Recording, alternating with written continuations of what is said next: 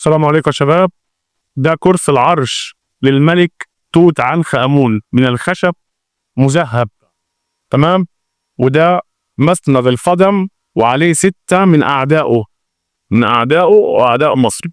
ده كرسي العرش مذهب من الخشب مذهب للملك توت عنخ آمون الفتى الذهبي. إنه الملك توت عنخ آمون أصغر ملوك مصر القديمة.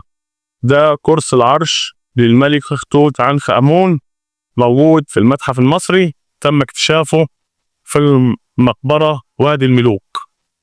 ده كرسي العرش يا شباب من الخشب مذهب. ده مسند القدم عليه 6 من أعداء مصر أو أعداء الملك توت عنخ آمون. ثرون تشير ده موجود في المتحف المصري، موجود معانا في المتحف المصري. ده كرسي العرش للملك توت عنخ آمون.